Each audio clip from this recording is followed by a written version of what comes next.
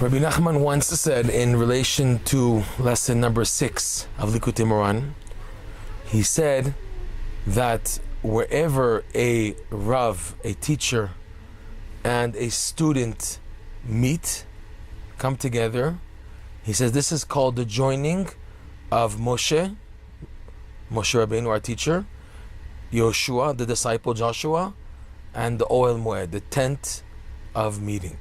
These three are united, and when these three unite, they form, as Rabbi Nachman explains in that lesson number 6, the letter Aleph. The upper Yud of the Aleph is the upper point referring to the Tzaddik, Moshe Rabbeinu, the teacher, the Rav. The Vav in the middle, he says, is the tent of meetings. Like the letter Vav is like a tent, it's a covering. It's separating the upper Yud from the lower Yud, but it serves like a type of a tent, a covering. So the letter Vav is the tent of meeting, and the bottom Yud of the letter Aleph is the disciple, the one who receives this light from the Rav. And he teaches Rabbi Nachman, he said the statement that wherever a Rav and the disciple meet, this is the joining of these three. On a deeper level, we can explain like this, that in life, you have an option how to live your life. You have the option to do as you wish, right? That's your free will, your free choice. You can choose however you want to live your life, to go about it. But be aware and be careful and know that you in life will be sent many types of tests, pitfalls, setbacks that on your own you will not be able to overcome. And this explains why the majority of the world, they have major crashes in life, and very few pass them and survive them, unfortunately. The majority of people, they fall of the setbacks. So this is an option. You can choose to live your life on your own, by yourself.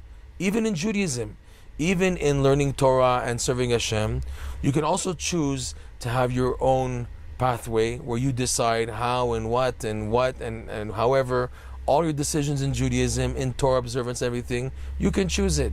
But also be, even in this case, beware for setbacks, beware for failures and difficulties which will be above your level. However, there exists another option. If you always view yourself as a disciple, meaning that you have someone over you, obviously there's always Hashem, that's not a problem, we know that. But you see yourself as a disciple, living by, breathing by, eating by, drinking by, walking by, working, learning, everything, relationship-wise and at home, etc., of your wife and kids, everything in relationship to what you receive from the tzaddik, it is a totally different ball game. You are no longer alone.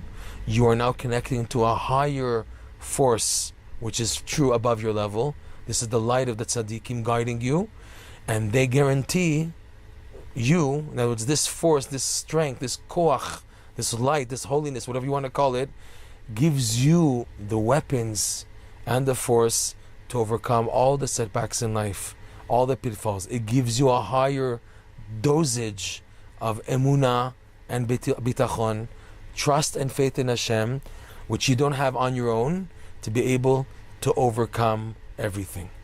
And this, Rabbi Nachman says, is illustrated in the letter Aleph. If you notice, the letter Aleph has like points upwards. You have the point of the upper Yud and the point of the Vav, as opposed to, for example, the letter Bet, which has a roof on the top.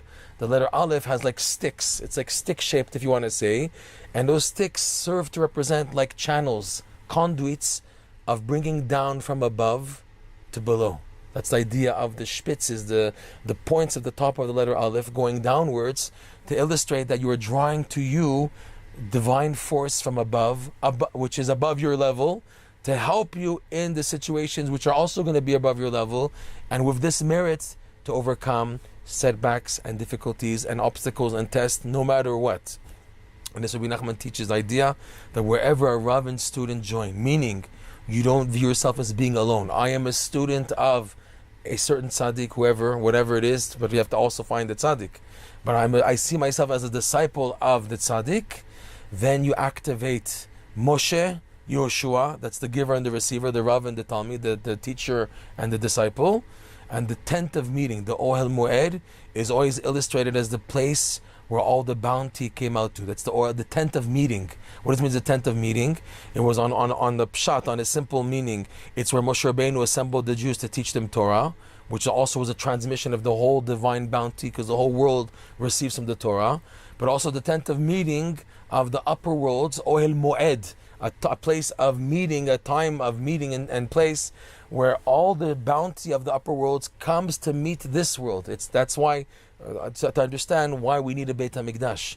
A holy temple is the conduit of transferring all the bounty of the supernal worlds, Atzilut, whatever you want to call it, the future, whatever is in the heavenly spheres, to bring down that good bounty down into this world.